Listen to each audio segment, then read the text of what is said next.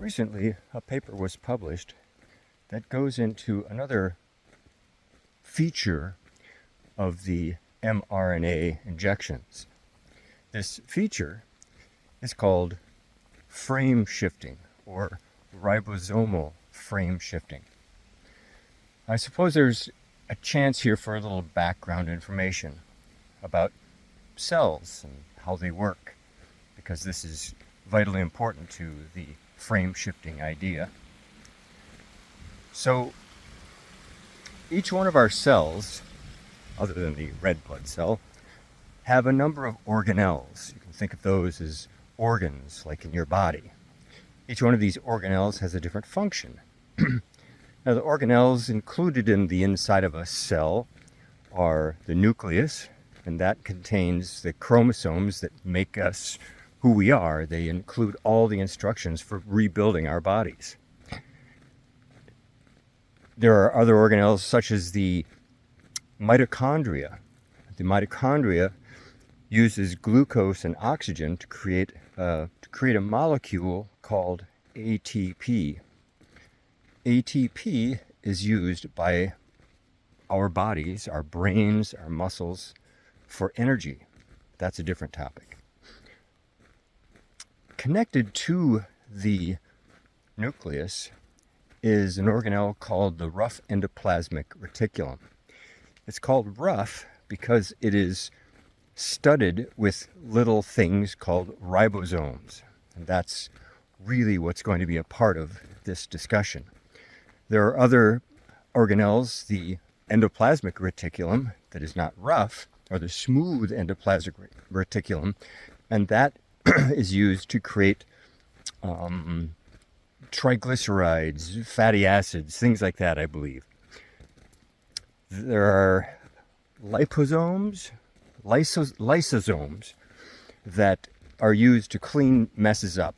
As things are broken down, the lysosomes come in and gobble them up, and using acid and other enzymes and things, break everything up into little pieces and send it back into the cytoplasm inside of the cell, or the cytosome, which is just the liquid, and it is used by the cell, reused. So it's kind of a recycling part.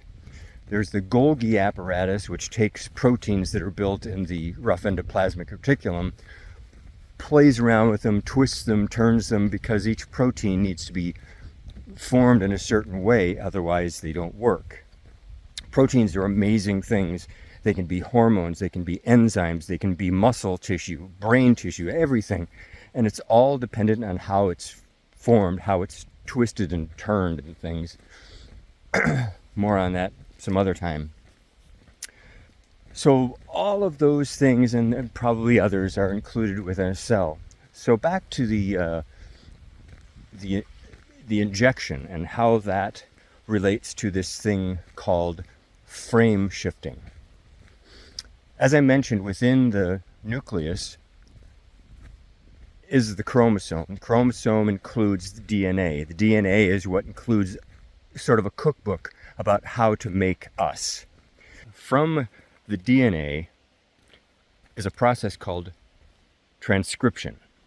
Transcription takes a portion of the DNA, creates a hunk of RNA, in this case an mRNA, messenger RNA. That mRNA is then translated into proteins in the ribosome. The mRNA is made of little 3 base sections. These bases are nucleic acids, otherwise known as bases. So they are sectioned off into portions of 3s. Each nucleic acid, or each base, is represented by a letter. We won't need to get into that. The important part is that there is one of these 3 base pairs, or 3 base collections, that are also called codons. We'll call those codons from now on. these codons code for specific amino acids. Now there's one codon that actually instructs the ribosome when to start making the amino acids and creating the protein. A number of amino acids together are turned into a protein. There are also 3 codon combinations that instruct the ribosome when to stop creating that protein. Okay, so between the start and the stop, or the end codon, there are a number of these codons that instruct the ribosome about which amino acid to create.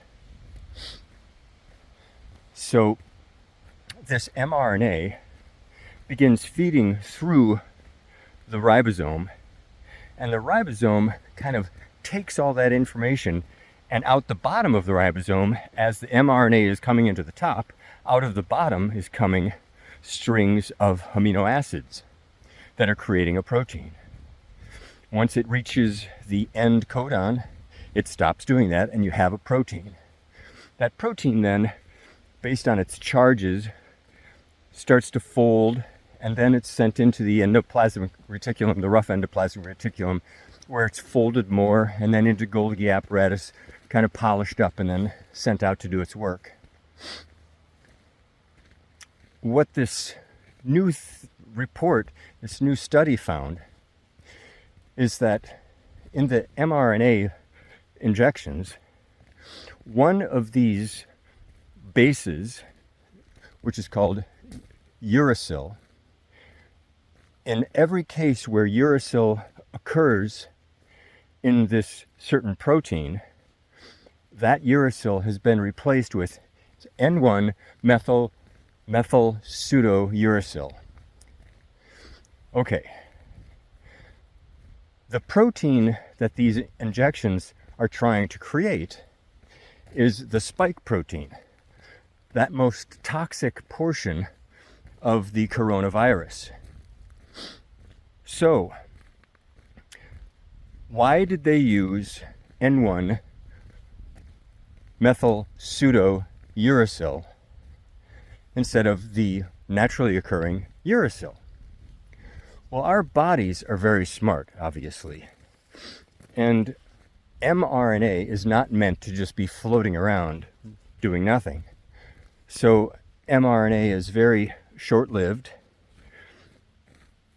and unstable, I guess, maybe, but it also gets gobbled up by other things because it's not supposed to be just floating around. In order to make these injections last long enough to infect our cells, to create antibodies, the lab rats playing God replaced every occurrence of the naturally occurring uracil with N1 methyl pseudouracil to make it more stable. All right, so we've got this mRNA that is shot into our bodies.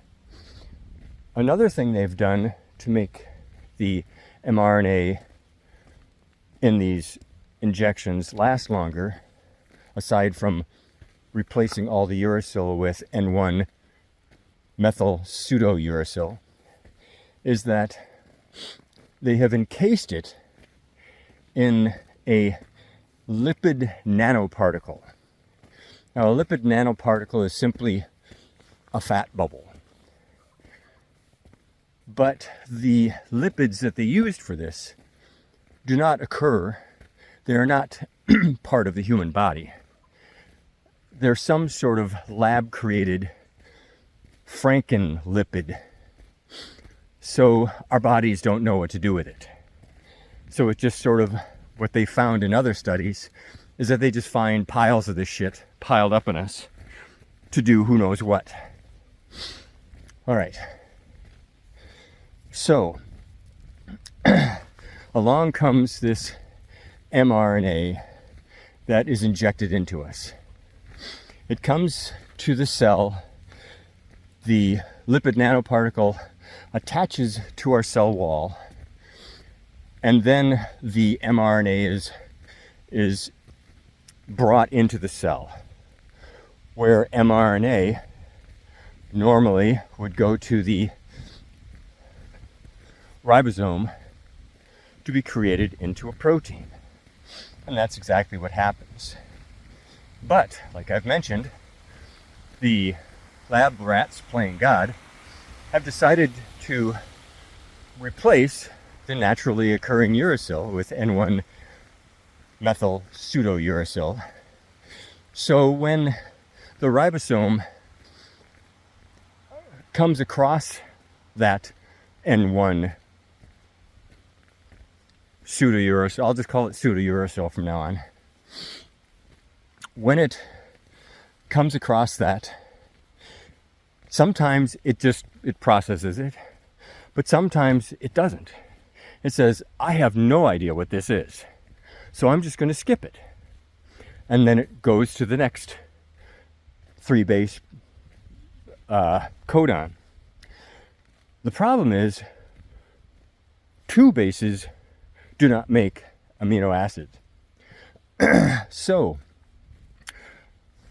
that 3-base codon, say its last letter was U. If it cannot read that because it's a pseudouracil,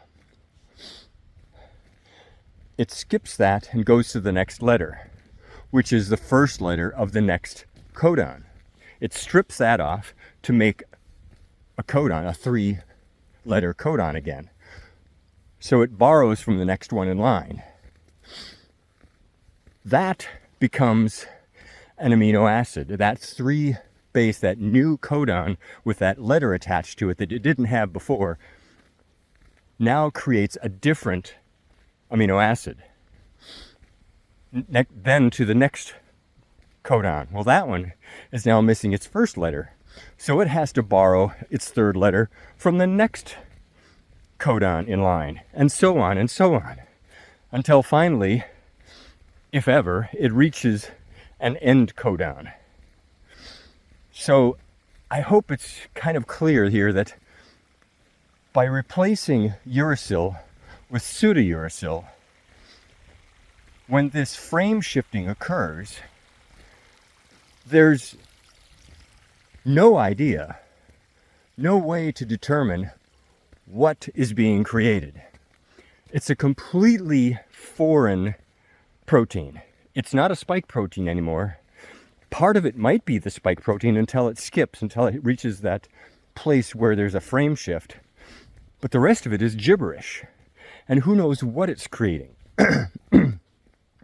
And if, by chance, these injected mRNA make it into our brains past the blood-brain barrier, which I think there is research showing that it does this, that mRNA gets created into some Frankenstein protein in our brains. And that Frankenstein protein can do a hell of a lot of damage, because there are 3 things in particular that are really damaging. There are scions, P-S-I-O-N, and those actually cause mad cow disease, mass wasting disease in deer. It's basically, it turns your brain to mush. There's a disease for humans that does the same thing. I think the last name is Bears, B-A-R-R-E-S. I can't remember. It's something S, Bears, I think. Anyway, because it's caused by a protein, a scion, the brain sees this scion, and it may look like a normal protein.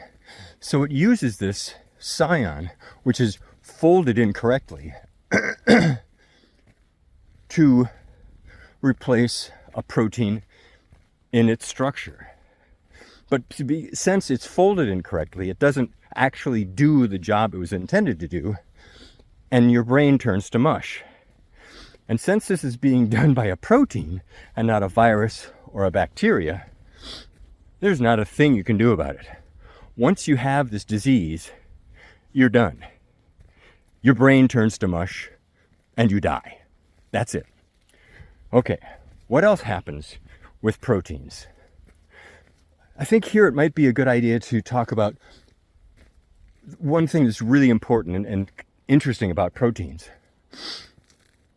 Each protein is folded and twisted in certain ways. But there could be two proteins with exactly the same string of amino acids, but by the way it's twisted, they can have completely different functions, which is just really amazing how the human body, well, mammals and animals and anything, how they can reuse something just by the way it's folded, by the way it attaches to things, receptors and how it reacts. Anyway, okay. So again, when we get into the brain, proteins are really critical that they are healthy. So the scions are one thing that are bad. Then there are tau proteins and amyloid plaques. Both of those cause dementia, and amyloid are associated with Alzheimer's. So if those Frankenstein mRNAs created by lab rats playing God injected into our bodies, if those mRNAs create some sort of Franken protein in our brains, we're messing with some really serious shit. So, I mean, there are all sorts of implications for this. We don't know what they're going to be causing. I mean, we don't know what sort of proteins they're going to be forming. We have no idea to know, because we don't know when that frame shift is going to occur. They actually, within the paper, did notice, though, that there were certain triggers for the frame shift, so I need to take that back. There were situations where if there were 3 pseudouracil in a row, that was a trigger. And I think there was one other type, or 2 other, some other types. Anyway, they were able to identify when these things would occur generally. But there was also, I believe, situations where one pseudouracil could trigger a frame shift. So, along with all the other weird things that are going on with this injection that everybody on the earth is supposed to take to save their grandmother, only it's killing everybody, that's a new one. And I think it's probably the most dangerous of everything. Injecting mRNA into a human body, especially when it's been altered, we don't know what the hell it's going to do. But instead, we're told that we need to do it anyway. Well, I'm not going to, ever again.